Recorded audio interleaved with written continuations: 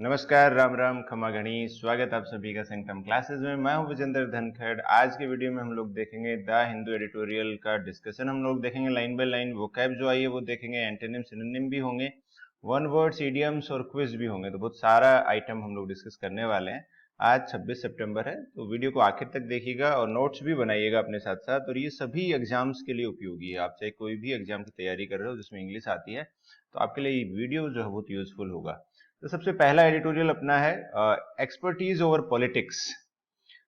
कि एक्सपर्टीज जो होती है अपने पास की, जो विशेषज्ञ होता है, उसे राजनीति से ऊपर होना चाहिए। On the Kaveri water dispute. तो ये कावेरी वाली लड़ाई जो है, एक बार पहले हम लोग एडिटोरियल डिस्कस कर चुके हैं, आज फिर करेंगे। आज लाइन बाय लाइन भी इसी एडिटोरियल को डिस्कस करेंगे। तो आपने देखा होगा तमिलनाडु और कर्नाटका के बीच में ये झगड़ा चल रहा है काफी समय से, कितना पानी जाना चाहिए। जब बारिश अच्छी होती है तो कोई दिक्कत नहीं होती, लेकिन जिस साल बारिश अच्छी ना हो उस साल वहां पे दिक्कतें पैदा होती हैं।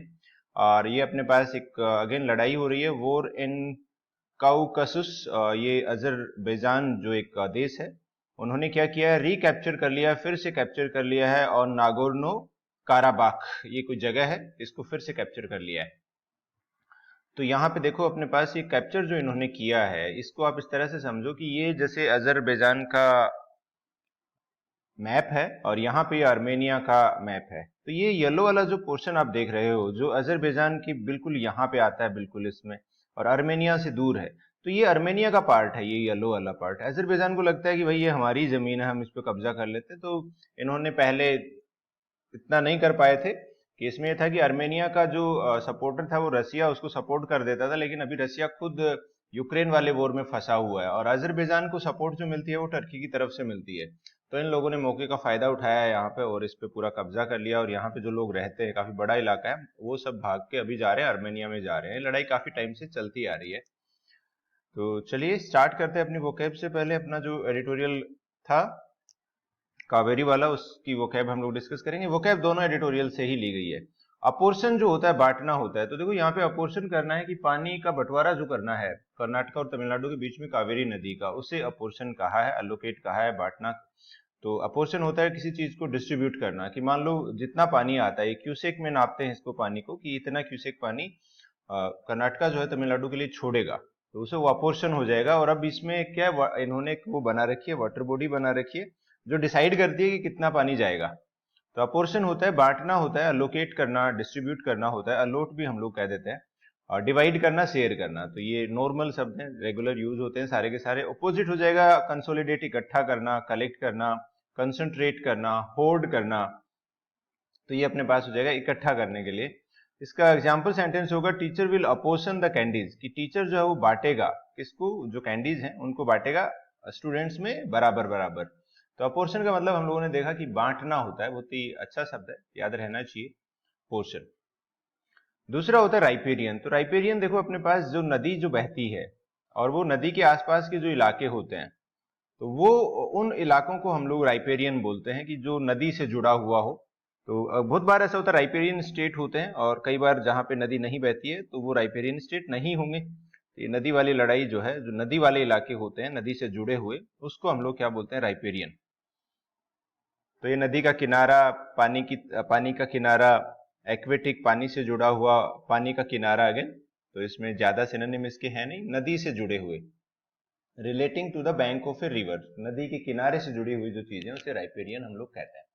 और इसका ऑपोजिट इनलैंड हो जाएगा, या डिस्टेंट फ्रॉम वाटर, की पानी से काफी दूर होना। स्टिपुलेट देखो अगेन रेगुलर वर्ड है। स्टिपुलेट का मतलब होता है कोई कंडीशन रखना, शर्त रखना, कंडीशन, रिक्वायरमेंट या डिमांड रखना। जैसे कई बार होता है ना कि नौकरी के लिए आप अप्लाई करते हो और वहां पे स्टिपुलेशन होता है कि जो कैंडिडेट अप्लाई कर रहा है उसे 5 साल का एक्सपीरियंस होना चाहिए। तो वो अपने पास क्या हो जाएगा, स्टिपुलेट हो जाएगा। स्पेसिफाई करना, require, demand, set fourth, lay down, mandate. Mandate होता है कि एक तरह से मैंडेटरी जो करते हैं हम लोग चीजों को, कि भाई ये चीज जरूरी है, या ऑर्डर के जैसा। ले डाउन का मतलब होता है गाइडलाइंस बनाना, तो रूल्स बनाना, गाइडलाइंस बनाना, वो एक तरह से वो क्या हो जाएगा, स्टिपुलेट। इसके ऑपोजिट हो जाएगा वेव, ओमिट और एक्सक्लूड, की निकालना। अगेन सेट फोर्थ का मतलब भी सेम ही है, मतलब शब्द बोला नहीं, बीच में छूट गया। इसका मतलब भी होता है कि डिसाइड करना, नियमों को डिसाइड करना, डिसाइड रूल्स। वेव का मतलब होता है छूट दे देना, ओमिट का मतलब होता है कि बाहर निकाल देना, हटा देना, एक्सक्लूड का मतलब भी होता है शामिल ना करना, ओमिट का मतलब भी शामिल ना करना। कई बार होता है ना क्रिकेट मैचेस की टीम की घोषणा की जाती है और उसमें कहा जाता है कि भाई ये खिलाड़ियों को ओमिट कर दिया गया है, ये टीम में नहीं है। तो ये जो कॉन्ट्रैक्ट है स्टिपुलेट्स, ये स्टिपुलेट करता है that the work must be completed with in 6 months, कि इस कॉन्ट्रैक्ट में शर्त ये है, तो यहाँ पे स्टिपुलेट का मतलब शर्त हो गया कि ये जो काम है 6 महीने में पूरा हो जाना चाहिए। अगला शब्द देखते हैं हम लोग, अबंडेंस देखते हैं। अबंडेंस का मतलब होता है कि प्रचुरता, बहुत अधिक मात्रा में जब हो, तो वहां पे वही बात हो रही है, पानी अधिक अबंडेंस में है तो कोई दिक्कत नहीं आती है। वेरी लार्ज क्वांटिटी, तो यहाँ पे प्लेंटी हम लोग कहेंगे, कोपियसनेस इसे कह सकते हैं, प्रोफ्यूजन भी होता है बहुत अधिक मात्रा में, एक्सेस तो होता ही है, ओवरफ्लो जरूरत से ज्यादा ऊपर से बहना होता है ओवरफ्लो, सरप्लस भी होता है। और ये दो वर्ड अपने पास जो होते हैं, जैसे ग्लट हो गया और सरफिट हो गया, SURFEIT, तो ये वाला अबंडेंस वाला सब तो मुझे लग रहा है रोजाना ही आता है। एंटोनिम हो जाएंगे स्कार्सिटी, शॉर्टेज, लेक, किसी चीज की कमी जो होती है उसे हम लोग क्या कह देंगे फिर अपने पास, स्कार्सिटी, शॉर्टेज, लेक, और इसमें और भी शब्द हम लोगों ने देखे हैं, जैसे पोसिटी होता है, इसको भी हम लोग कमी के संदर्भ में यूज करते हैं। डर्थ जो शब्द है ये भी कमी के संदर्भ में यूज होता है। इसका एग्जाम्पल सेंटेंस होगा, the garden was filled with N abundance of colourful flowers, तो गार्डन में बहुत सारे रंग बिरंगे फ्लावर्स थे और यहाँ पे अबंडेंस बहुत अधिक मात्रा में, ठीक है। तो चलिए, ब्रिमिंग होता है कि fill to the point of overflowing, तो ब्रिमिंग का मतलब होता है कि पूरा भर जाना, एक तरह से चोटी तक भर जाना, जैसे तालाब है, झील है, तो वो झील जब पूरी भर जाती है तो उसे हम ब्रिमिंग कहते हैं, ठीक है। और जैसे अपने पास सिनोनिम्स इसके नॉर्मल है, ओवरफ्लोइंग है, फिल्ड टू द कैपेसिटी की जितनी कैपेसिटी है उतना भर गया, and full to the brim, ये ब्रिम का मतलब यहाँ पे किनारा है, किनारे तक ऊपर आना, जैसे चाय हम पीते हैं तो थोड़ा सा जगह छोड़ते हैं उसके अंदर, पूरा नहीं भरते हैं उसे, लेकिन कई बार चाय ज्यादा बन जाती है और आखिरी कप में जब डाल रहे होते हैं तो उसे पूरा भर देते हैं, तो वो फुल टू द ब्रिम हो जाएगा। लेडन का मतलब भी लदा हुआ, भरा हुआ किसी चीज से। इसके एंटोनिम हो जाएंगे एम्प्टी, ड्रेन्ड या डिप्लीटेड। एम्प्टी खाली, ड्रेन का मतलब हो गया जो खाली हो चुका है, जैसे टंकी में पानी अगर निकल गया है सारा का सारा तो ड्रेन हम लोग कहते हैं, ड्रेन नाले को बोलते हैं, ड्रेनेज सिस्टम होता है नाले सिस्टम। डिप्लीटेड होता है कि खाली हो जाना, कम हो जाना। हर आईज व ब्रीमिंग विद टीयर्स ऑफ जॉय, कि उसकी जो आंखें हैं वो खुशी के आंसुओं से भरी हुई थी। तो और ये भी याद रखो, ब्रीमिंग के साथ आता है विद आता है, और इसमें हम लोग और भी अगर कहें तो जैसे टीमिंग विद भी हम लोग बोलते हैं, कि टीमिंग का मतलब भी होता है किसी चीज से भरा हुआ पूरा। और ब्रिसलिंग के साथ भी हम लोग क्या यूज करते हैं, ब्रिसलिंग विद यूज हम लोग BRISTLING, एल ओ है यहाँ पे, ब्रिसलिंग विद हम लोग यूज करते हैं। इनएविटेबल का मतलब होता है कि भाई ये चीज तो होके रहेगी, ये तो रुकेगी नहीं, इनएविटेबल है, सर्टेन टू हैपन है, इसे बचा नहीं जा सकता, सर्टेन टू हैपन। जैसे इसका सिनोनिम हो जाएगा अनअवॉइडेबल, सर्टेन, इनएस्केपेबल, इनएलेक्टेबल, तो ये सभी का मतलब है जिससे बच नहीं सकते, भाई ये वाली चीज तो होके रहेगी। जैसे आपने कोई गलती की है और तो घर पे उसकी डांट जाके पड़ने वाली है, घर वालों को अगर पता लग गया तो वो चीज इनएविटेबल हो जाती है ना। एंटोनिम हो जाएंगे जिससे बचा जा सकता है, अवॉइडेबल, प्रिवेंटेबल जिसे रोक सकता है, अनसर्टेन जो अनिश्चित हो, चेंज इज इनविटेबल की बदलाव जो है वो होके रहता है, तो चीजें बदलेंगी, हमेशा बदलेंगी। We must adapt to it, कि हमें इसके साथ एडजस्ट करना चाहिए, ठीक है। तो क्या करना चाहिए, हमें एडजस्ट करना चाहिए, बदलाव तो होके रहेगा। रेफरेंडम जो होता है भाई, ये होता है जनमत संग्रह, तो ये दूसरे वाले एडिटोरियल से लिया है। दूसरे वाले एडिटोरियल में क्या था कि वहां पे जनमत संग्रह हुआ था, रेफरेंडम हुआ था, और इसमें रेफरेंडम में, जनमत संग्रह में क्या होता है, लोग वोट करते हैं डिसाइड करने के लिए कोई एक खास डिसीजन के लिए। जैसे अभी लेटेस्ट जो एक रेफरेंडम हुआ था जो काफी दुनिया में छाया हुआ था, ब्रेक्जिट हुआ था। ब्रेक्सिट वाले में इंग्लैंड के 52% लोगों ने कहा था कि हम लोगों को अलग होना है, किससे अलग होना है, यूरोपियन यूनियन से, और 48% ने कहा था कि हम यूरोपियन यूनियन के साथ रहना चाहते हैं। तो इसके लिए देखो, दोनों ये प्लेबिसिट और रेफरेंडम, ये दोनों पूछे जाते हैं। प्लेबिसिट भी इसका सिनोनिम है, वन वर्ड में बहुत बार आता है, जैसे आप वन वर्ड जब आते हैं तो प्लेबिसिट आता है, तो इसमें रेफरेंडम याद रहता है सभी बच्चों को, प्लेबिसिट भी याद रखना, इसकी स्पेलिंग भी आती है। या फिर नॉर्मल पोलिंग होना, वोट होना, इलेक्शन होना। इसके एंटोनिम हो जाएंगे डिक्टेटरशिप, वहां कोई चुनाव वुनाव नहीं होता है भाई, वहां कोई वोट वोट नहीं होता है, जो बॉस ने डिसाइड कर दिया वो फाइनल, तानाशाही जिसे हम लोग कहते हैं। ऑटोक्रेसी जो हो जाएगा, ये अपने पास क्या हो जाएगा, तानाशाही हम लोग कहेंगे। रेफरेंडम रिजल्ट्स वर ईगरली अवेटेड, कि जो जनमत संग्रह हुआ था उसके जो नतीजे थे उनका एक उत्सुकता से इंतजार किया जा रहा था। तो रेफरेंडम हम लोगों ने देखा, जनमत संग्रह। ब्रेक अवे फ्रॉम होता है कि भाई किसी चीज से अलग हो जाना, सेपरेट हो जाना, है ना? तो तो ये अपने पास होता है कि कोई चीज किसी दूसरी चीज से अलग हो गई, सेपरेट हो गई किसी ग्रुप से। तो स्प्लिट हो जाना, बट जाना, डिटेच, अलग हो जाना, डिटेच कर देना। जैसे ट्रैक्टर ट्रॉली होता है, वो ट्रॉली को हटा देते हैं, वो डिटेच हो गई है ना। सेपरेट होना, अलग हो जाना, डिसएंगेज हो जाना, दूर हो जाना। और एंटोनिम हो जाएंगे साथ रहना, रिमेन, बने रहना। अडहियर टू का मतलब होता है कि किसी चीज का पालन करना, फॉलो करना, उस चीज के साथ जुड़े रहना। She wanted to break away from her routine, कि वो अलग होना चाहती थी अपने रूटीन से, उसका जो नॉर्मल रूटीन है उसे वो तोड़ना चाहती थी, अलग होना चाहती थी। सीज फायर होता है वही युद्ध विराम होता है। तो यहाँ पे देखो इन दोनों देशों के बीच में पहले भी लड़ाई हुई थी, लेकिन अभी युद्ध विराम चल रहा था, सीज फायर चल रहा था, लेकिन वो सीज फायर का उल्लंघन अजरबैजान ने कर दिया है। ए टेम्परेरी सस्पेंशन ऑफ फाइटिंग।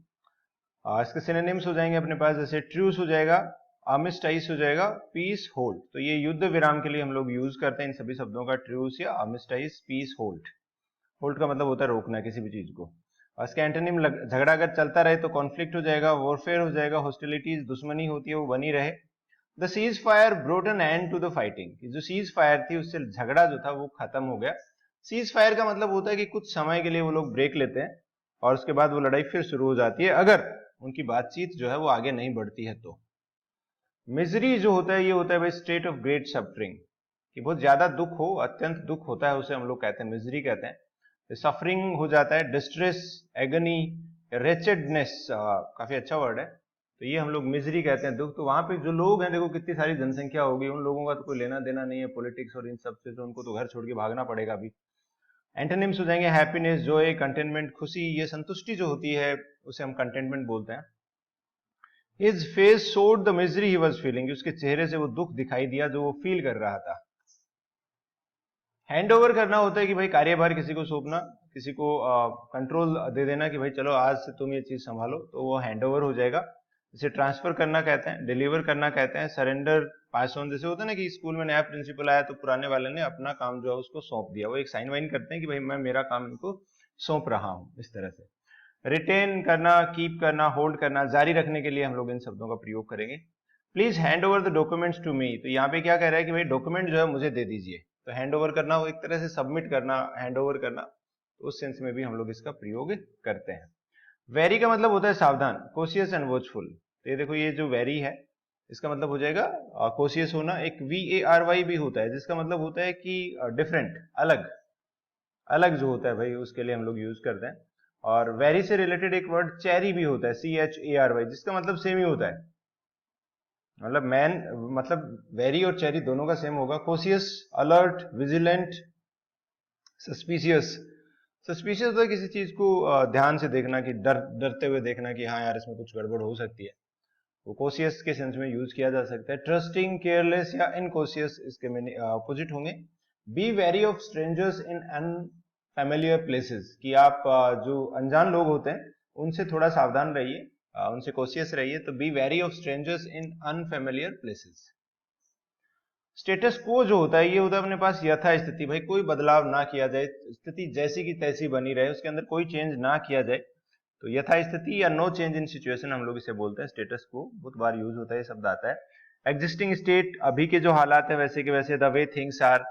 इसका ऑपोजिट हो जाएगा चेंज हो जाना, अल्टर हो जाना, बदल जाना, ट्रांसफॉर्म हो जाना, बदल जाना। They prefer to maintain the status quo, कि उन्होंने जारी रखा स्टेटस को, कि जैसा चल रहा है वैसा चलने दो। बहुत बार ऐसा होता है ना कि जैसा चल रहा है वैसा चलने दो वाली बात, वो स्टेटस को हम लोग कहते हैं। प्रोलॉन्ग्ड का मतलब होता है कि कोई चीज जो ज्यादा लंबे समय तक खींच जाए। तो यहाँ पे देखो एक्सटेंडेड होता है, प्रोलॉन्ग्ड होता है, प्रोट्रैक्ट होता है, ये काफी यूज होता है प्रोट्रैक्ट। जैसे लंबे केस मुकदमे चलते हैं ना कोर्ट में 20-20 साल, 25-25 साल, तो उसे प्रोलॉन्ग, प्रोट्रैक्ट कहते हैं। एंड लेंथेंड। एंटोनिम इसके हो जाएंगे शॉर्टन, छोटा कर देना, एब्रीविएट कर देना, छोटा कर देना, ब्रीफ होता है संक्षिप्त चीज से समझा देना।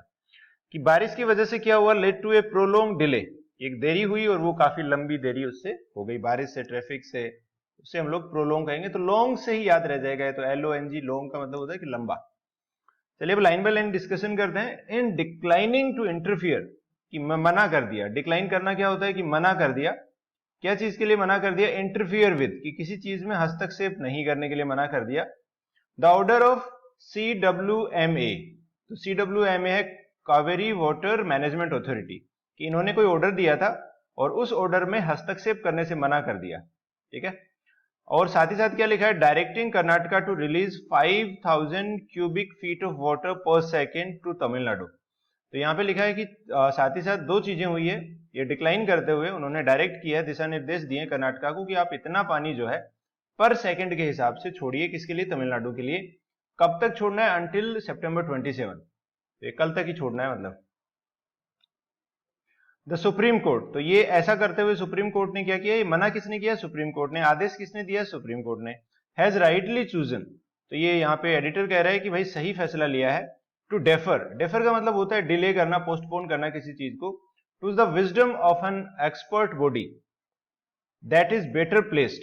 तो यहाँ पे लिखा है कि इन्होंने इस चीज को डिले कर दिया है कि जो एक विजडम है, एक्सपर्ट बॉडी जो बनाई हुई है, उसकी विजडम को दैट इज बेटर प्लेस्ड, जो एक सही स्थिति में है, टू अपोजन, अपोजन का मतलब हमने देखा था बांटने के लिए, the available voter in A rainfall deficit year, कि इस बार की साल जो है वो बारिश की कमी वाली साल है, डेफिसिट का मतलब होता है अपने पास कमी वाली साल है, और अपोजन बांटना। तो ये लिखा है कि भाई इन्होंने ये जो है, सुप्रीम कोर्ट ने कहा है कि हम लोग हस्तक्षेप नहीं करेंगे, आप लोग जाओ एक्सपर्ट बॉडी के पास जाओ, वो जो डिसाइड करेंगे, तब तक ये इन्होंने कहा है कि इतना पानी छोड़ना है, और हम कोई फैसला इसमें नहीं लेंगे, ना ही हम लोग इंटरफियर करेंगे।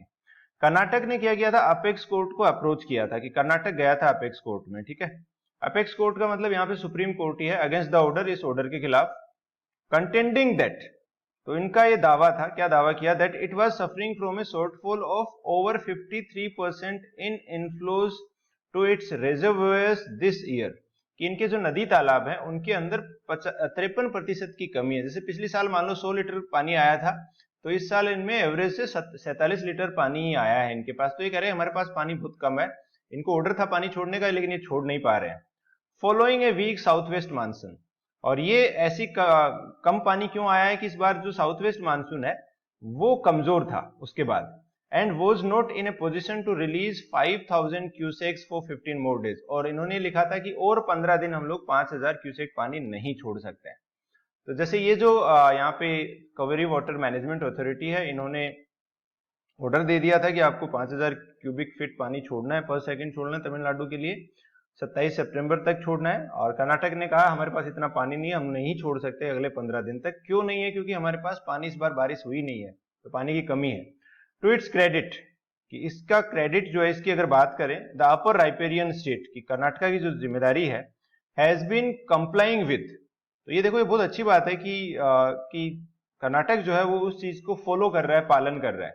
नहीं, कई बार होता है ना कि मेरा पानी है नहीं छोड़ूंगा, आप चले जाओ सुप्रीम कोर्ट ऑर्डर दे फिर छोड़ा जाए, तो उसमें वो प्रोसेस लंबी हो जाती है। तो कंप्लाई विद का मतलब ये पालन कर रहा है, the CWMA's order amid pressure, की प्रेशर के बीच ये पालन कर रहा है, and protest from some political parties and organisation. तो यहाँ पे क्या हो रहा है कि जैसे कर्नाटक को पानी छोड़ना है, कर्नाटक पानी छोड़ रहा है, लेकिन कर्नाटक के लोग वहां पे विरोध कर रहे हैं, और प्रेशर भी है, लेकिन उसके बाद भी वो पानी छोड़ रहा है। तो ये एक बहुत अच्छी बात है, इस चीज का क्रेडिट इसको मिलना चाहिए, श्रेय इसको मिलना चाहिए कर्नाटका को। आगे देखो, अर्लियर पहले क्या हुआ है, Tamil Nadu had approach the court in mid August to seek directions for water release, कि पहले अगस्त के महीने में 15 या 16 अगस्त के आसपास, कि तमिलनाडु गया था कोर्ट के पास, कि उनको दिशा निर्देश चाहिए थे पानी छोड़ने के लिए फ्रॉम कर्नाटका रिजर्वोयर्स, कि कर्नाटका से पानी आए हमारे पास, सो दैट द क्वांटम स्टेपुलेटेड, की जो शर्त रखी गई है फॉर इट, इसके लिए, तमिलनाडु के लिए, for the second half of August, second half जो होता है अगस्त का, and the whole of September could be realise. तो ये लोग गए थे कि भाई हमें हमारा जो हिस्सा है वो मिलना चाहिए, ये अगस्त में गए थे। तो अभी कौन गया है कोर्ट में, कर्नाटका गया है। The court had then sought a report from the CWMA, तो ये 15 अगस्त के आसपास ये लोग गए थे, तब कोर्ट ने क्या कहा था, ये जो मैनेजमेंट अथॉरिटी है इससे कहा आप अपनी रिपोर्ट दीजिए, which has spelled out the extent of the distress this year, और उसने बताया, स्पेल आउट का मतलब होता है बताना, यहाँ पे कि किस हद तक इस साल परेशानी आ रखी है। तो 15 अगस्त को मान लो क्या होता है, तमिलनाडु कोर्ट के पास जाता है, कोर्ट CWMA को ऑर्डर देता है, CWMA वापस कोर्ट के पास आता है और बताता है कि इस साल बारिश बहुत कम हुई है। The 15-day period for which the current CWMA order is applicable ends on September 27, जो 15 दिन का जो समय था वो 27 सितंबर तक जारी रहेगा। And the authorities assisting body, इसकी एक सहयोगी बॉडी हो रहा है, the Kaveri water regulation committee. तो यहाँ पे दो ये बॉडीज हैं, बड़ी इसमें है CWMA और दूसरे नंबर पे है CWRC। is scheduled to meet on September 26 to consider the situation afresh। तो अब ये है कि 27 सितंबर तक इन्होंने ऑर्डर दिया हुआ है और आज 26 सितंबर को इनकी मीटिंग होगी कि 27 के बाद क्या करना है, तो वो ये लोग आज मिल के डिसाइड करेंगे। The dispute has surfaced after a few years, कि ये जो लड़ाई है ये कुछ साल के बाद आई है। Once again highlighting the fact, एक बार फिर ये इस चीज को हाईलाइट करती है that the parties need a regular formula, कि पार्टीज को एक रेगुलर फॉर्मूला चाहिए टू शेयर द शॉर्टफॉल, कि वो अगर बारिश कम होती है तो उसको साझा कर सके। मतलब बारिश अगर अच्छी होती है तो पानी देने में कर्नाटक को कोई दिक्कत नहीं है, लेकिन अगर बारिश कम होती है तो उनको दोनों को ही फिर वहां पे कुछ ना कुछ कॉम्प्रोमाइजेस करने पड़ेंगे। And distress in years when the monsoon fails, कि जब मानसून फेल होता है तो वो उस चीज को शेयर कर सके, भाई कमी है तो साथ मिलके गुजारें उस चीज को। इन ईयर्स ऑफ अबंडेंस, कि जब अधिक बारिश होती है, जब कोई कमी नहीं रहती है, देयर इज लिटिल डिफिकल्टी, कोई मुश्किल नहीं होती है कर्नाटका को रिलीजिंग द वाटर, पानी छोड़ने के लिए, इन कंप्लायंस विद, कि वो नियमों की पालना करते हुए, the final award of the CWDT, कि ये जो डिस्प्यूट ट्रिब्यूनल था, ये जो कोर्ट था, इन्होंने जो फैसला सुनाया था उस चीज की पालना करने में कर्नाटक को कोई दिक्कत नहीं होती है अगर बारिश अच्छी हो तो, as modified by the supreme court in 2018। तो 2018 में ये फैसला दिया गया था कावेरी वाटर डिस्प्यूट ट्राइब्यूनल का, और उसे थोड़ा मॉडिफाई किया था सुप्रीम कोर्ट ने। तो उस फैसले की पालना करने में कर्नाटक को कोई दिक्कत नहीं आती। कब नहीं आती है? In the years of abundance, जब खूब बारिश होती है तब। It is well known that, कि ये बात सब जानते हैं, much of this release is the natural downstream flow of water, कि ये जो पानी छोड़ा जाता है इसमें से काफी सारा जो पानी है वो नेचुरली बह के जाता है during heavy rainfall from ब्रीमिंग reservoirs. और ये भी कब जो रिजर्वोयर है जो ब्रीमिंग होते हैं, मतलब पूरा भरे हुए हैं, तो उनसे जो पानी एक्स्ट्रा अपने आप निकल के जाता है तो वो कर्नाटका छोड़ता क्या है, वो तो नेचुरली चला जाता है। तो ये कहना चाह रहा है it is only during deficit years, की जब बारिश की कमी होती है उसी साल क्या होता है, the states involve feel the court will pass favorable orders even if CWMA does not। तो उस समय दोनों स्टेट्स को क्या लगता है कि कर्नाटक को लगता है कि भाई सुप्रीम कोर्ट कहेगा ज्यादा पानी मत छोड़ो, तमिलनाडु को लगता है कि भाई सुप्रीम कोर्ट कहेगा कि ज्यादा पानी हमें मिलना चाहिए। तो दोनों राज्यों को जो हैं इसके अंदर, उनको लगता है कि हमारे पक्ष में फैसला आएगा। This kind of yearly adjudication, ये जो हर साल ये ऐसा फैसले वाली चीज होती है, निर्णय होता है, डिसीजन होता है। एडजुडिकेशन का मतलब होता है ऑफिशियल डिसीजन, जो आधिकारिक फैसला होता है। और अपने पास लिखा है एंड सीजनल लिटिगेशन, और सीजनल लिटिगेशन का मतलब मौसम के हिसाब से मुकदमे करना। लिटिगेशन होता है मुकदमेबाजी करना। Should not become the norm, कि ये ऐसा नॉर्मल नहीं बनना चाहिए कि हर साल तुम आप लोग कोर्ट के पास आ जाते हो, एक बार कोर्ट ने देख के डिसाइड कर लिया कि वो एक साइकिल चलता आता है तो उस हिसाब से मानना चाहिए।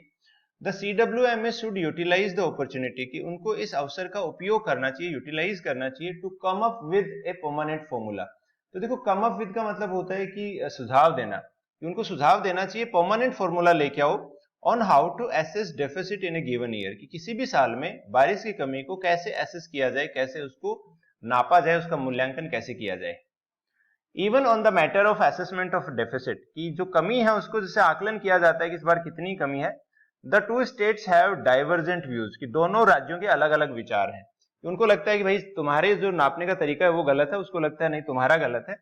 It is now up to the CWMA, कि अब ये CWMA पे बात आ जाती है और CWRC पे बात आ जाती है, जो रेगुलेटरी कमेटी है, इन गैदरिंग डाटा, कि वो डाटा इकट्ठा करें बारिश का, कहाँ पे कितनी बारिश हुई है, कितना पानी आया है, कितनी आवक हुई है, कितना अभी स्टोरेज में कितना है, टू इवोल्व, ताकि वो बना सके एक्सेप्टेबल फॉर्मूला, कि एक ऐसा फॉर्मूला जो दोनों पार्टियों को एक्सेप्टेबल हो, टू अपोर्शन, बांटने के लिए, the shortfall in an equitable way, कि जो बारिश की कमी हुई है उसके बाद वो एक बराबर बराबर तरीके से पानी बटे।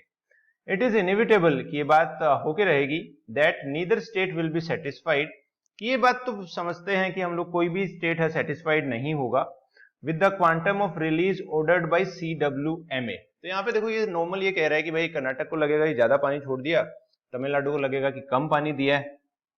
But it is at this point that politics should yield to domain expertise, लेकिन इस मुद्दे के ऊपर पॉलिटिक्स को गिव अप कर देना चाहिए, बात मान लेनी चाहिए डोमेन एक्सपर्टीज की। भाई जो डोमेन एक्सपर्टीज है, जो एक्सपर्ट जो कहते हैं उसकी बात मान लेनी चाहिए, और इस मामले में पॉलिटिक्स नहीं करनी चाहिए। तो ये था देखो लाइन बाय लाइन एक्सप्लेनेशन। आज वोकैब क्विज में 2 सवाल है। आफ्टर द लॉन्ग वॉर, लंबी लड़ाई के बाद दोनों साइड जो है वो सहमत हो गई टू अलाउ फॉर नेगोशिएशंस, ताकि बातचीत की जा सके। तो वो किसके लिए सहमत हो गई? ट्रेड के लिए, रेफरेंडम के लिए, कॉन्फ्लिक्ट के लिए, या सीज फायर के लिए? तो आपको आंसर करके बताना है मुझे पहले में क्या आंसर होगा। दूसरे में ही decided to from the political party, कि उसने फैसला किया पॉलिटिकल पार्टी से एंड स्टार्ट हिज ओन, तो यहाँ पे अपने पास है कि पॉलिटिकल पार्टी से अलग होने का फैसला किया। तो remain, break away from, adhere to and slide, तो इन दोनों में से, इन चारों में से कौन सा ऑप्शन आंसर होगा। तो पहले में क्या आंसर होगा, दूसरे में क्या आंसर होगा, ये आपको बताना है। और आप लोगों को ये पूरी पीडीएफ आंसर्स और इसके अंदर ये 2 सवाल आपको दे रहे हैं, और भी ज्यादा सवाल आपको मिलेंगे, 10 सवाल आपको मिलेंगे, क्लोज टेस्ट, पैसेज, ये सब मिलेगा। तो ये आप सेंटम क्लासेस के टेलीग्राम चैनल पे जाके आप डाउनलोड कर सकते हो, नहीं तो आप इस नंबर में लिख रहा हूँ इस पर मैसेज कर सकते हो 9928954223। ठीक है, तो चलिए आगे बढ़ते हैं। वन वर्ड देखते हैं। सिनेज्योर जो होता है भाई, ये होता है कि सेंटर पॉइंट होता है, आकर्षण का केंद्र जो होता है उसे हम लोग कहते हैं। कि ऐसे व्यक्ति या ऐसी वस्तुएं जिनको बहुत ज्यादा अटेंशन मिलती है उन्हें सिनेज्योर कहते हैं। और एक सेंसर होता है, वो अलग होता है, वो आलोचना होती है। तो ये भी हम लोगों ने देखा है कि एक साथ इनका मीनिंग पूछा जाता है। सेंसर का मतलब होता है क्रिटिसिज्म, ठीक है, और सिनेज्योर का मतलब होता है सेंटर पॉइंट ऑफ अट्रैक्शन। जैसे कई बार होता है ना, बॉलीवुड सेलिब्रिटी कहीं पे आ गई सिटी में, तो वो सिनेज्योर हो जाएगा। फ्यूजिटिव जो होता है वो अपने पास, आप देखो विजय माल्या, नीरव मोदी, मेहुल चोकसी, इन लोगों का नाम आपने सुना है। तो ये लोग फ्यूजिटिव हैं, कि ये लोग भाग गए हैं, अवॉइड बीइंग कैप्चर्ड, ताकि इनको पकड़ा ना जा सके। तो इन्होंने कोई ऑफेंस किया है अपने देश में और फिर वो देश छोड़ के चले गए हैं। टैलिस्मैन जो होता है ये हम लोग कहते हैं ताबीज के लिए कहते हैं। ऑब्जेक्ट, इसमें व्यक्ति भी हो सकता है, कि जैसे रिंग हो, स्टोन हो, या फिर कोई व्यक्ति भी हो सकता है। That is believe to have magic powers, जिनके पास जादुई ताकतें हों, ऐसा माना जाता है। तो एक लकी चार्म जो होता है उसे टैलिस्मैन आप बोलते हैं। कोई व्यक्ति भी हो सकता है कि भाई ये वाला व्यक्ति लकी चार्म है। कई बार होता है ना कि बेटी का जन्म हुआ है और वो हमारे लिए टैलिस्मैन है, या फिर एक लकी चार्म है। चलिए और देखते हैं। नेमेसिस जो होता है, नेमेसिस देखो, आप देखोगे, मैं आपको बताऊं, अगर आप स्पोर्ट्स फॉलो करते हो तो इसमें ऐसा होता है कि रोजर फेडरर, जोकोविच, ये एक दूसरे के नेमेसिस हैं, कि ये इनसे पीछा नहीं छूट सकता, इनको पार पाना ही होगा। कि ये ऐसी मुश्किल है या ऐसी सजा हो जिससे आप बच नहीं सकते, तो वो आपका क्या हो गया, नेमेसिस हो गया, कि भाई उससे तो आपको खेलना ही पड़ेगा। जैसे कई बार होता है ना कि आप मैच की तैयारी कर रहे हैं, कोई पर्टिकुलर टॉपिक ऐसा आता है, बोला ये वाला ट्रिगोनोमेट्री या ये सर्किल या फिर जो भी उसके अंदर कोई ऐसा टॉपिक है, कि ये आपके लिए नेमेसिस बन जाता है। कि ऐसे विरोधी या ऐसे दुश्मन जिन्हें हराना मुश्किल हो, तो वो क्या हो गया, अपने पास नेमेसिस हो गया। डिक्टेट जो होता है, ये होता है कि आदेश जिसकी पालना जरूरी होती है, कि 100% जिसका पालन किया जाए, वो डिक्टेट होता है। कई बार गवर्नमेंट ऐसे ऑर्डर पास करती है। ब्राउन स्टडी जो होता है, इसको हम लोग कहते हैं गहरी सोच के लिए। एल्बो रूम अगर है तो उसका मतलब है कि काफी जगह है। येलो बेलीज हम लोग कहते हैं कि वो लोग जो कायर होते हैं, ऐसे लोग जिनको कोवर्डली या फिर जिनमें करेज नहीं होता है, साहस नहीं होता है।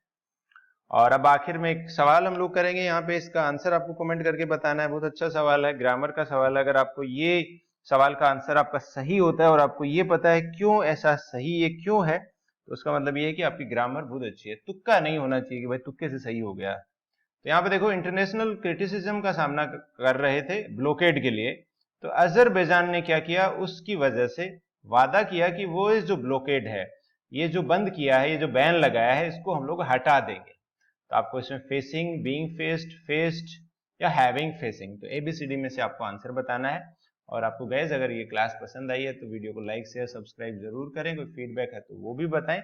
आज की क्लास में इतना ही। That's all, thanks for joining, have a nice day.